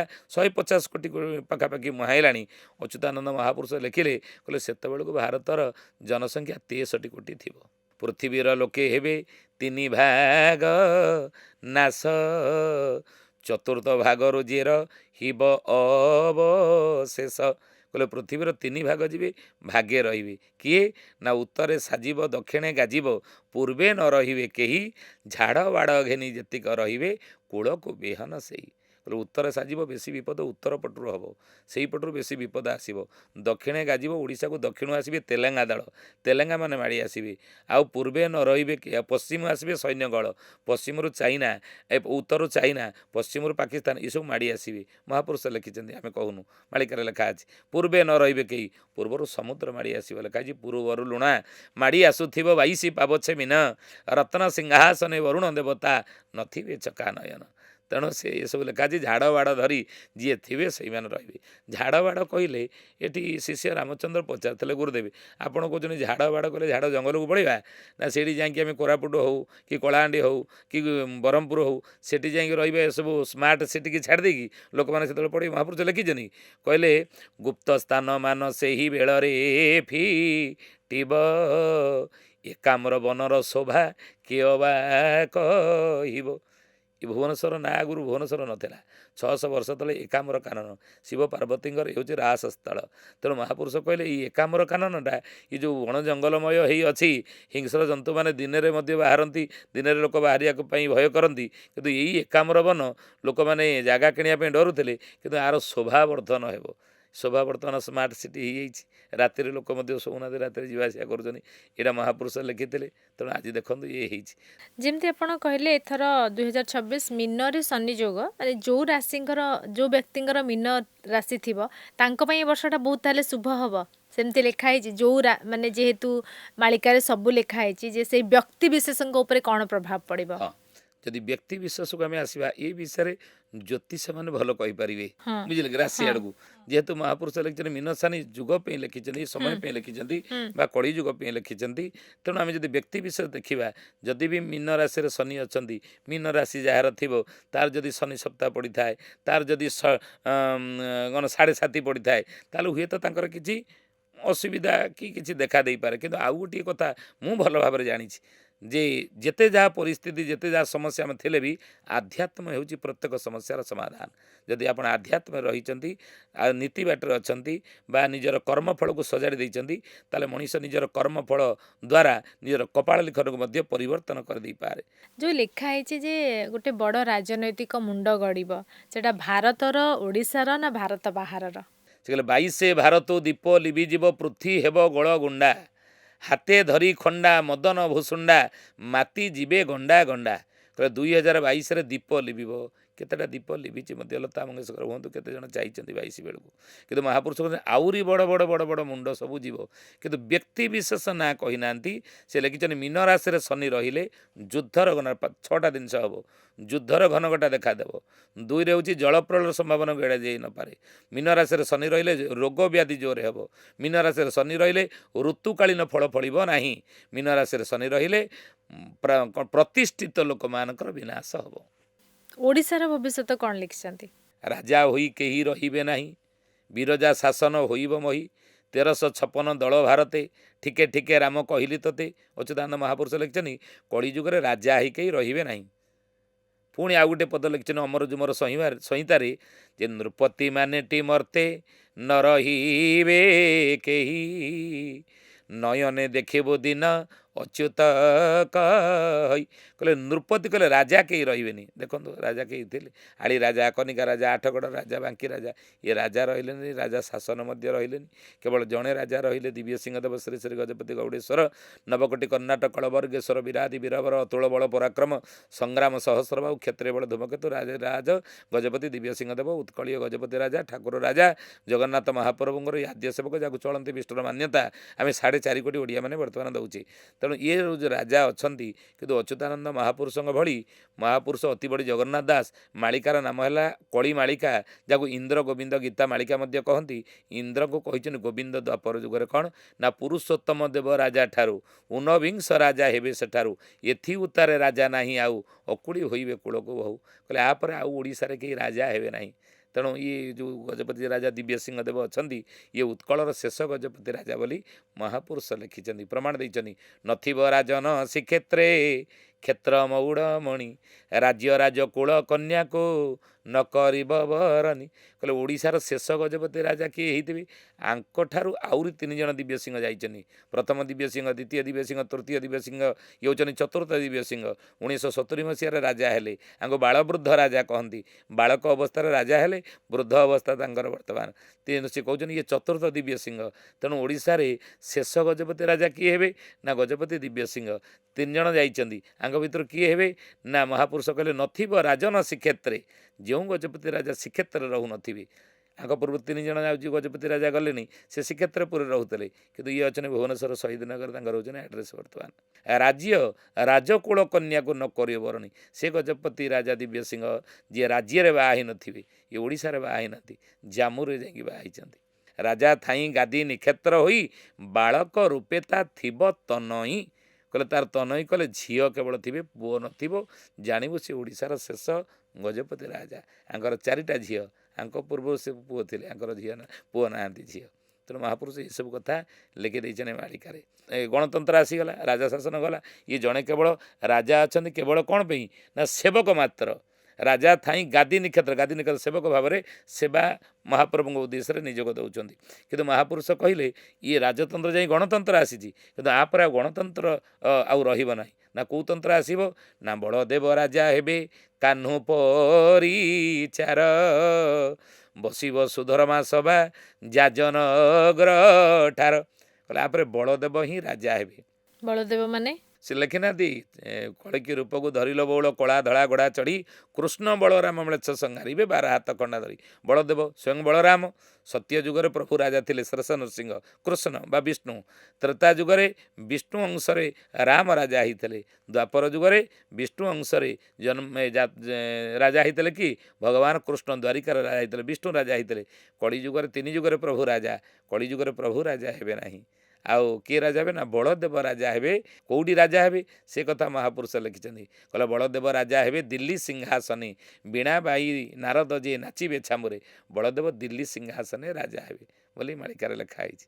ମାନେ ଦିଲ୍ଲୀରେ ଯିଏ ହବ ମୁଖ୍ୟ ସିଏ ସିଏ ହିଁ ହେବେ। ବଳଦେବଙ୍କର ଅଂଶ ତା ଭିତରେ ଥିବ। ପ୍ରଭୁ ଯେତେବେଳେ ତ୍ରେତା ଯୁଗରେ ତ୍ରିଜଟାକୁ ବର ଦେଇଥିଲେ 7 ସମୁଦ୍ର ସେତୁ ବନ୍ଧ ବାନ୍ଧି ଲଙ୍କା ବିଜୟ ଯାତ୍ରା କଲେ ରାବଣ କୁମ୍ଭକର୍ଣ୍ଣ ଅସୁରମାନଙ୍କୁ ମାରିକି ବିଭୀଷଣକୁ ରାଜା କରିଦେଲେ ଲଙ୍କା ସିଂହାସନ ଅମର ବର ଦେଲେ ଆଜିଠାରୁ ତୁ ମରିବୁ ନାହିଁ। ରାଣୀ ହୋଇଲା ସେହୁ ମନ୍ଦୋଦରୀ ଅଭିଷେକ ହେଲା ବିଧବା ନାରୀ ମନ୍ଦୋଦରୀ ରାଣୀ ହେଇଗଲା। ପ୍ରଭୁ ଯେତେବେଳେ ସୀତାଙ୍କୁ ଉଦ୍ଧାର କଲେ ଅଶୋକ ବନରୁ ଏହି ସମୟରେ କହିଲେ ହେ ଭଗବତୀ ଚାଲ ଯିବା ରାବଣ କୁମ୍ଭକର୍ଣ୍ଣ ଇନ୍ଦ୍ର ସବୁ ମଲେଣି ଅସୁର ନିପାତ ଚାଲ ମୁଁ ତୁମକୁ ଉଦ୍ଧାର କଲି 7 ସମୁଦ୍ର ସେତୁ ବନ୍ଧ ବାନ୍ଧି ଆସିଥିଲି ଲଙ୍କା ବିଜୟ ହେଇଗଲା। ଭଗବତୀ ଯେତେବେଳେ ବାହାରିଛନ୍ତି ଏହି ସମୟରେ ସୀତା ପାଦ ତଳେ ପଡ଼େ ତ୍ରିଜଟା ଏ ମାଳିକାରେ ଲେଖିଛନ୍ତି ଆମେ ମନରୁ କହୁନୁ। କେଉଁ ମାଳିକା ନା ମାଳିକାର ନାମ ହେଲା ତତ୍ତ୍ୱବୋଧିନୀ ଅଚ୍ୟୁତାନନ୍ଦ ଲେଖିଲେ ଏଥିରେ କହିଲେ ସୀତା ପାଦ ତଳେ ପଡ଼େ ତ୍ରିଜଟା ବିଅର୍ଥ ହେବ କି ମୋ ସେବା ଗୋଟା ମୋ ସେବା ଗୋଟା କ'ଣ ବିଅର୍ଥ ହେବ। ଆପଣ ବିଭୀଷଣକୁ ମୋ ବାପାକୁ ବର ଦେଲେ ଲଙ୍କାର ରାଜା କରିଦେଲେ ମୋ ପାଇଁ କିଛି ରଖିନାହାନ୍ତି ନା ତୁ କ'ଣ ଚାହୁଁଛୁ ନା ମୁଁ 13 ମାସ ମୁଇଁ ସେବା କରିଲି ମୁଁ 13 ମାସ ସେବା କରିଛି ଆପଣଙ୍କ ସ୍ତ୍ରୀର ମୋ ସେବା ଗୋଟା କ'ଣ ବିଅର୍ଥ ହେଇଯିବ। ଦିନେ 2 ଦିନ ହେଇଥିଲେ ମୁଁ ଛାଡ଼ି ଦେଇଥାନ୍ତି ଆପଣଙ୍କ ସ୍ତ୍ରୀର ମୁଁ 13 ମାସ ସେବା କରିଛି ନା ହଉ ହେଲା 13 ମାସ ଯଦି ମୋ ସ୍ତ୍ରୀର ସେବା କରୁଛୁ ଯା କଳି ଯୁଗରେ ତୋର 13 ପୁରୁଷ ହସ୍ତିନା ସିଂହାସନରେ ବସି ଶାସନ କରିବେ। ତ୍ରିଜଟା ବର ପାଇଛି ପ୍ରଭୁ ରାମଙ୍କ ଠାରୁ। ଏଇଠି ଗୋଟେ ଆଲୋଚନା ଆସେ କ'ଣ ନା ସେ ତ୍ରେତୟା ଯୁଗର ତ୍ରିଜଟା କଳି ଯୁଗର କିଏ ଆମେ ମାଳିକାକୁ ଯିବା, ଅନ୍ୟ ବିଷୟରେ ନୁହଁ। ମାଳିକାର ଯଦି ଆଲୋଚନା କରିବା, ମହାପୁରୁଷ ଲେଖିଛନ୍ତି ମାଳିକାର ନାମ ହେଲା ଗୁପତ ଗହନ ଗୀତା। 78 ଗୀତା ଭିତରେ ଅଚ୍ୟୁତାନନ୍ଦ ମହାପୁରୁଷଙ୍କର ମାଳିକାର ନାମ ହେଲା ଗୁପତ ଗହନ ଗୀତା। ସେ ଗୁପତ ଗହନ ଗୀତାରେ ଲେଖା ଅଛି ଏ ପଦଟି, ବ୍ରାହ୍ମଣର ସୂତା ଶ୍ଵେତ ଯବନ ବନିତା, ସାଧବର ବୋହୁ ହେଇ ହେବ ଜଗତ ଜିତା, ତିନି କୂଳ କୁଶେ ଯେଣୁ ରଖି ବଟି ଜାଣ, ତ୍ରିଜଟା ନାମ ତାହାର ସାର୍ଥକ ପ୍ରମାଣ। କହିଲେ ବ୍ରାହ୍ମଣର ସୂତା, ସୂତା କହିଲେ ଝିଅ, ବ୍ରାହ୍ମଣ ଝିଅ ହେଇଥିବ। ଆମେ ଯଦି ରାଜନୀତି ସ୍ତରକୁ ଟିକେ ଯିବା, ତାହେଲେ ସେଠି ଆପଣ ଦେଖିବେ ଭାରତର ଯିଏ ପ୍ରଥମ ପ୍ରଧାନମନ୍ତ୍ରୀ ଥିଲେ ଜବାହରଲାଲ ନେହେରୁ, ନିଜକୁ କାଶ୍ମୀର ପଣ୍ଡିତ ବ୍ରାହ୍ମଣ ରୂପରେ ସେ ପରିଚୟ ଦିଅନ୍ତି। ତାଙ୍କ ସୂତା ହେଲେ କି ଇନ୍ଦିରା ଗାନ୍ଧୀ। ଇନ୍ଦିରା ତେଣୁ ଗାନ୍ଧୀ। ତ୍ରେତୟା ଯୁଗର ତ୍ରିଜଟା ହେଉଛି ଅଚ୍ୟୁତ କହିଲେ ଇନ୍ଦିରା ଗାନ୍ଧୀ କଳି ଯୁଗରେ, ବୁଝିଲେ। ବିଭୀଷଣ ଝିଅ, ବିଭୀଷଣର ସେ ଅଟେ ଦୁହିତା, ମୋର ଉପକାରୀ ନାମ ତ୍ରିଜଟା। ସୀତା କହିଥିଲେ ପ୍ରଭୁ ଇଏ ତ୍ରିଜଟା ବର ମାଗୁଛି, ଇଏ ବିଭୀଷଣ ଝିଅ ତା ବାପାକୁ ବର ଦେଲେ, ସେ କହୁଛି ମୋ ସେବା କ'ଣ ବ୍ୟର୍ଥ ହେବ, ତାକୁ ବର ଦିଏ। ପ୍ରଭୁ ବର ଦେଲେ 13 ପୁରୁଷ ଶାସନ କରିବୁ। ତେଣୁ ସେ ତ୍ରିଜଟା କିଏ ନା ବିଭୀଷଣର ଝିଅ ସିଏ। ତ୍ରିଜଟା ତ୍ରେତା ଯୁଗରେ ଥିଲା। କଳି ଯୁଗରେ କିଏ? ଜବାହରଲାଲ ନେହେରୁ ହେଲେ ବ୍ରାହ୍ମଣ, ତାଙ୍କ ଝିଅ ଇନ୍ଦିରା ଗାନ୍ଧୀ। ଯବନ ବନିତା, ଅଚ୍ୟୁତ କହିଲେ ଯବନ ବନିତା କହିଲେ ମୁସଲମାନ ସେ ସ୍ତ୍ରୀ ହେଇଥିବା ଦରକାର। ଇନ୍ଦିରା ଗାନ୍ଧୀ କାହାକୁ ବାହା ହେଲେ? ଫିରୋଜ ଖାଁକୁ ବାହା ହେଲେ ନାଇଁ। ତେଣୁ ମୁସଲମାନ ସ୍ତ୍ରୀ ହେଇଗଲେ। ଦେଖନ୍ତୁ ମାଳିକା କେତେ ସତ। ସାଧବର ବୋହୁ ହେଇ ହେବ ଜଗଜିତା। ମହାତ୍ମା ଗାନ୍ଧୀ ସେ ସମୟରେ ଦେଖିଲେ ଯେ ପରିସ୍ଥିତି ଭାରି ଅଡ଼ୁଆ ଅବସ୍ଥାକୁ ଗତି କଲାଣି। ଯିଏ ସର୍ଦ୍ଦାର ବଲ୍ଲଭ ଭାଇ ପଟେଲ ପ୍ରଧାନମନ୍ତ୍ରୀ ହେଉ ବୋଲି ସମସ୍ତେ ଚାହୁଁଥିଲେ, ମୁଁ ଆଙ୍କୁ କରିଦେଲି। ଲୋକମାନେ ହୋହାଲ୍ଲା କଲେଣି, ଆଉ ପ୍ରଧାନମନ୍ତ୍ରୀ ଝିଅ ବ୍ରାହ୍ମଣ ଝିଅ ପୁଣି ବାହା ହେଲେଣି, କ'ଣ କରିବି? ସେ ସମୟରେ ମହାତ୍ମା ଗାନ୍ଧୀ ସେ ସମୟର ପରିସ୍ଥିତିକି ସମ୍ଭାଳିବା ପାଇଁ, ସମସ୍ତଙ୍କ ମୁହଁ ବନ୍ଦ କରିବା ପାଇଁ କ'ଣ କଲେ ନା ଫିରୋଜ ଖାଁକୁ ପୁଅ କରି ନେଇଗଲେ ମହାତ୍ମା ଗାନ୍ଧୀ। ଫିରୋଜ ଖାଁ ଯଦି ମହାତ୍ମା ଗାନ୍ଧୀଙ୍କର ପୁଅ ହେଇଗଲା, ଇନ୍ଦିରା ଗାନ୍ଧୀ ତାଙ୍କ ସମ୍ପର୍କରେ କ'ଣ ହେବ? ବୋହୂ ହେଇଯିବେ। ବୋହୂ ହେଇଗଲେ। ଅଚ୍ୟୁତ ଲେଖିଲେ ସାଧବର ବୋହୂ ହେଇ ହେବ ଜଗତ ଜିତା। ମହାତ୍ମା ଗାନ୍ଧୀ ଜାତିରେ ହେଉଛନ୍ତି ସାଧବ ବଣିଆ, ତେଣୁ ତାଙ୍କ ବୋହୂ ହେଇଗଲା ଇନ୍ଦିରା ଗାନ୍ଧୀ। ତିନି କୂଳକୁ ସେ ଯେଣୁ ରଖି ବଟି ଜାଣ, ତ୍ରିଜଟା ନାମ ତାହାର ସାର୍ଥକ ପ୍ରମାଣ। ତିନି କୂଳ, ବ୍ରାହ୍ମଣ କୂଳ, ମୁସଲମାନ କୂଳ, ଏପଟେ ହେଲେ କ'ଣ ସାଧବ କୂଳ। ତାକୁ ହାଡ଼ିଦାସ ସମର୍ଥନ କଲେ, ଛତିଆ ବଟର ହାଡ଼ିଦାସ କହିଲେ ବ୍ରାହ୍ମଣର ସୂତା ଯବନ ବନିତା, ସାଧବର ବୋହୁ ହେଇ କଳି ଶେଷ ବେଳେ କାଳ କଟାଇବ, ଶୁଣ ରାମଚନ୍ଦ୍ର ତୋହି। କହିଲେ 5 ପୁରୁଷ ହୁକୁମ କଟାଇ, ସପ୍ତ ପୁରୁଷ ନାମ ବଦଳାଇ। ତତ୍ତ୍ୱବୋଧିନୀ ଲେଖା ହେଇଛି। କହିଲେ କେମିତି ଶାସନ କରିବେ? 5 ପୁରୁଷ ହୁକୁମ କଟିକି ଶାସନ କରିବେ। କହିଲେ 12 ପୁରୁଷ ଏ ମନ୍ତ ପ୍ରକାର, 13 ପୁରୁଷେ ଯବନ ନିଧନ। କହିଲେ 12 ଜଣ ପ୍ରଧାନମନ୍ତ୍ରୀ ଏମିତି ଗଲା ପରେ 13 ନମ୍ବରରେ ଯିଏ ପ୍ରଧାନମନ୍ତ୍ରୀ ହେବ, ଗୋଜା ରାଜା ଯେଉଁ କାଳେ ଶାସନ, କଳି ଶେଷ ହେବ ସେହି ବେଳନ। ଗୋଜା ରାଜା ନିଜ ଇଚ୍ଛାରେ ସେ ଶାସନ କରୁନଥିବେ। ଆପଣ ଦେଖିବେ ସେ 13 ନମ୍ବର ଯିଏ ଥିବେ, ଦେଖନ୍ତୁ କିଏ 13 ନମ୍ବର ଅଛନ୍ତି। ପ୍ରଥମ ପ୍ରଧାନମନ୍ତ୍ରୀ ଜବାହରଲାଲ ନେହେରୁ, 2ରେ ହେଲେ ଲାଲ ବାହାଦୁର ଶାସ୍ତ୍ରୀ, 3 ଇନ୍ଦିରା ଗାନ୍ଧୀ, 4ରେ ମୋରାରଜୀ ଦେଶାଇ, 5ରେ ଚୌଧୁରୀ ଚରଣ ସିଂ, 6ରେ ରାଜୀବ ଗାନ୍ଧୀ, 7ରେ ଭିପି ସିଂ, 8ରେ ଇନ୍ଦ୍ର କୁମାର ଗୁଜରାଲ, 9ରେ ଚନ୍ଦ୍ରଶେଖର, 10ରେ ନରସିଂହ ରାଓ, 11ରେ ଅଟଳ ବିହାରୀ ବାଜପେୟୀ, 12ରେ ଏଚ୍.ଡି. ଦେବଗୌଡ଼ା, 13 ହେଲେ କି ମନମୋହନ ସିଂ। ନିଜ ଇଚ୍ଛାରେ କରୁଥିଲେ ନା। ତେଣୁ ମହାପୁରୁଷ କହିଲେ 13 ଏଇଠୁ ସରିଗଲା, ଏଇଠୁ ସରିଗଲା। ଓଡ଼ିଶା ଶାସନ ଆଦ୍ୟୁ ଛାଡ଼ିବ, ଦିଲ୍ଲୀ ଦରବାର ତାପରେ ଯିବ। ପ୍ରଥମେ ଓଡ଼ିଶା ଶାସନ ଛାଡ଼ିବେ। ଓଡ଼ିଶା ଶାସନ 1999 ମସିହା ଅକ୍ଟୋବର 29 ତାରିଖ ମହାବାତ୍ୟା। ସେ ସମୟରେ ଓଡ଼ିଶାର ମୁଖ୍ୟମନ୍ତ୍ରୀ ଥିଲେ ଗିରିଧର ଗମାଙ୍ଗ। ବାତ୍ୟାଟାକୁ ଠିକ୍ ସେ ସମ୍ଭାଳି ପାରିଲେନି। ଓଡ଼ିଶା ରାଜନୀତି ପରିବର୍ତ୍ତନ ହେଇଗଲାନି। ତାପରେ ଦିଲ୍ଲୀ ସିଂହାସନ ତାପରେ ଯିବ। ଓଡ଼ିଶା ଆଗେ ଛାଡ଼ିବ, ଦିଲ୍ଲୀ ଯିବ। ତ୍ରିଜଟା ଦିଲ୍ଲୀ ଛାଡ଼ିବ। ଦିଲ୍ଲୀ ଯେତେବେଳେ ଛାଡ଼ିବ, ମହାପୁରୁଷ ଲେଖିଲେ ବ୍ରାହ୍ମଣ ଜଣେ ଦିଲ୍ଲୀ ଗାଦିରେ ଶିବ, ତାହାରି ସମୟ ବାବୁ ଏମନ୍ତ ହୋଇବ। ପୁତ୍ର ନାତି ଜ୍ଞାତି ଭାର୍ଯ୍ୟା ନଥିବେ ଏଟି ତାର, ଦେଶରେ କମଳ ନିଶ୍ଚୟ ଫୁଟିବନି କର। କମଳ ଫୁଟିବ ସାରା ଦେଶରେ। ଏଟା ସବୁ ଲେଖା ହେଇଛି। ମହାପୁରୁଷ ଲେଖିଛି ନା ମାଳିକାରେ। ଯୋଉଟା ଲେଖା ହେଇଛି ସିଏ ହିଁ ମାନେ ରୁଲ୍ କରିବେ, ସବୁ ରୁଲ୍ କରିବେ, ସବୁ ଶାସନ କରିବେ। କେତେ ପର୍ଯ୍ୟନ୍ତ? କିନ୍ତୁ ଆପରେ ମହାପୁରୁଷ ଲେଖିଛନ୍ତି ଯେ 29 ବେଳକୁ ଆପଣ ଦେଖିବେ ଯେଉଁ ଇଲେକ୍ସନ ହେବ, ମାଳିକାରେ ଲେଖାଯାଇଛି କ'ଣ ହେବ ନ ହେବ ଅଲଗା କଥା। ସେ ଲେଖିଲେ ଆଉ ଗଣତନ୍ତ୍ର ରହିବ ନାହିଁ, ବଳଦେବ ରାଜା ହେବେ ଦିଲ୍ଲୀ ସିଂହାସନ। ଅର୍ଥ ବଳଦେବ ରାଜା ହେବେ, ଚକ୍ରବର୍ତ୍ତୀ ରାଜା ସେଉ ହୋଇବେ। ବଳଦେବ ଯେତେବେଳେ ରାଜା ହେବେ ଦିଲ୍ଲୀ ସିଂହାସନରେ, ସିଏ ସେତେବେଳେ କେହି ବିବାଦୀ ଜଣେ ନଥିବେ, ତାଙ୍କର ବିବାଦ କିଛି ବିରୋଧ କେହି କରିବେ ନାହିଁ। ବିରୋଧ କେହି ସିଏ କରିବେ। ଯେତେବେଳେ ରାଜା ହେବେ, ଆଜି ଜଣେ ପ୍ରଧାନମନ୍ତ୍ରୀ ହେଉଛନ୍ତି କି ଦଳ ଗଠନ କରି ନିର୍ବାଚନ ହେଉଛନ୍ତି, ତାଙ୍କ ବିରୋଧୀ ଦଳ ଭାବରେ ରହୁଛନ୍ତି। ସେ କହିଲେ ବିରୋଧୀଙ୍କ ସଂଖ୍ୟା ସେତିକି ନଥିବ। ଜଣେ ବିରୋଧୀ ଦଳ ହେବା ପାଇଁ ଗୋଟେ ସଂଖ୍ୟା ଦରକାର, କିନ୍ତୁ ବିରୋଧୀଙ୍କର ସେତିକି ସଂଖ୍ୟା ନଥିବ ବିରୋଧୀ ଦଳ ହେବା ପାଇଁ ଅନ୍ୟ ଦଳ କର। କି ବିରୋଧ କେହି କରିବେ ନାହିଁ, ବଳଦେବ ରାଜା ହେବେ। ଆଉ ସତ୍ୟ ଧର୍ମେ ପୃଥି ସେହୁ ପାଳିବେ ସତ୍ୟ ଧର୍ମେ ପୃଥି ସେହୁ ପାଳିବେ ଯେ କେହି ବିବାଦୀ ଜଣେ ନଥିବେ ବିବାଦୀ ରହିବେ ନାହିଁ ବିରୋଧୀ ରହିବେନି ଏବଂ ଚକ୍ରବର୍ତ୍ତୀ ରାଜା ହେବେ ଅର୍ଥ ସାରା ବିଶ୍ୱର ଯଦି ଆମେ ଦେଖିଛେ ରାଷ୍ଟ୍ରପତି ଆମେରିକାର ଅମକେଇ ରୁଷିଆର ଅମକେଇ ସମକେଇ ସମକେଇ ସବୁ ରାଷ୍ଟ୍ରପତିମାନେ ତାଙ୍କର ଅଧୀନସ୍ଥ ହେବେ ଅଧୀନତା ସ୍ୱୀକାର କରିବେ ଚକ୍ରବର୍ତ୍ତୀ କାହାକୁ କୁହନ୍ତି ନା ସବୁ ରାଜାମାନଙ୍କ ଉପରେ ଯିଏ ରାଜା ତେଣୁ ସବୁ ରାଜା ଯାହାଙ୍କର ଅଣ୍ଡରରେ ରହିବେ ସେ ଚକ୍ରବର୍ତ୍ତୀ ତେଣୁ ଏ ଚକ୍ରବର୍ତ୍ତୀ ରାଜା ହେବେ ବଳଦେବ ଦିଲ୍ଲୀ ସିଂହାସନରେ ତାହେଲେ ଭାରତ ପାଇଁ ଭଲ ଅଛି ହଁ ଆଗୁଆ ହଁ ଓଡ଼ିଶା ପାଇଁ ଟିକେ ଖରାପ ଅଛି ନାଇଁ ଆମର। ଓଡ଼ିଶାର ସବୁ ଲୀଳା ତ ଏଇଠୁ ଆରମ୍ଭ ହେବ ସେ ଲେଖିଛନ୍ତି ମହାଭାରତ ଯୁଦ୍ଧ ଯଦି ହେବ ଚାଇନା ଆକ୍ରମଣ କରିବ ତା ଓଡ଼ିଶାରୁ ଯଦି ହେବ ଓଡ଼ିଶାର ଛୋଟିଆ ଜାଗାଟା ନୁହଁ 30ଟା ଜିଲ୍ଲା ମହାପୁରୁଷ ଲେଖିଛନ୍ତି 30ଟା ନୁହଁ ଆହୁରି ଜିଲ୍ଲା ବଢ଼ିଯିବ 13 ଜିଲ୍ଲା ଥିଲା 30 ହେଇଛି 13 ଜିଲ୍ଲା 3300 ହୋଇବ ତାକୁ ଲେଖିଛନ୍ତି କିଏ ନା ଯଶୋବନ୍ତ ଦାସ କଲ କୋଇଲି 13 ଜିଲ୍ଲା 3300 ହୋଇବ ତିନି ପାଖେ ତିନି ଥିଲେ ପ୍ରଳୟ ହୋଇବ ଲୋ କୋଇଲି 13 ଜିଲ୍ଲା 3300 ହୋଇବ ମାଳିକାର ନାମ ହେଲା କୋଇଲି ମାଳିକା ଜଗତସିଂହପୁର ନାଇଲୁ ନନ୍ଦୀଗ୍ରାମ ଅଢଙ୍ଗଗଡ଼ର ମହାପୁରୁଷ ଲେଖିଛନ୍ତି ଯଶୋବନ୍ତ ଦାସ ଯଦି ଓଡ଼ିଶାର 30ଟା ଜିଲ୍ଲା ଅଛି 33ଟା ହେବ ତାହେଲେ ଯୁଦ୍ଧଟା କେଉଁ ଜିଲ୍ଲା ଉପରେ ବେଶୀ ପ୍ରଭାବ ପକାଇବ ମହାପୁରୁଷ ଲେଖିଲେ ଓଡ଼ିଶାରେ ଯୁଦ୍ଧ ସ୍ଥାନ କଟକର ଚୌଦ୍ୱାରଟି ଜାଣଲୋ ଯାଇ ଫୁଲ ରକତ ବହିବ ଧାର ଯାଇ ଫୁଲ କହିଲେ ଓଡ଼ିଶାର ଯୁଦ୍ଧ ସ୍ଥାନ କଟକର ଚୌଦ୍ୱାର କଟକ ଚୌଦ୍ୱାର ଏ ଯୁଦ୍ଧ ହେବ କଟକ ଚୌଦ୍ୱାର ଆପଣ ଯିବେ ARC ଅଛି ଦ୍ୱାପର ଯୁଗରେ ବିରାଟ ରାଜା ସେଠି ଶାସନ କରୁଥିଲେ ପାଣ୍ଡବମାନେ 12 ବର୍ଷ ବନବାସ ପରେ ଗୋଟିଏ ବର୍ଷ ଅଜ୍ଞାତବାସ ବିରାଟ ରାଜ୍ୟରେ କରିଥିଲେ ନିଜର ଅସ୍ତ୍ରଶସ୍ତ୍ର ଲୁଚେଇ ଦେଇକି ଯାଇଥିଲେ ଯେଉଁଠି ତା ଆଜି ARC ହେଇଛି ଦେଖୁନାହାନ୍ତି କେମିତି ସଂଯୋଗ ARC ହେଇଛି ଅଣ୍ଡରଗ୍ରାଉଣ୍ଡ ହେଇକି ଅସ୍ତ୍ରଶସ୍ତ୍ର ସବୁ ଅଛି ତେଣୁ ଓଡ଼ିଶାରେ ଯୁଦ୍ଧ ସ୍ଥାନ କଟକର ଚୌଦ୍ୱାରଟି ଜାଣଲୋ ଯାଇ ଫୁଲ ରକତ ବହିବ ଧାର ମହାପୁରୁଷ ଲେଖିଛନ୍ତି ସେତେବେଳେ ସାରଳା କରିବେ କୁଟଲ ବଉଳ କଟକେ ଲାଗିବ ଗୋଳ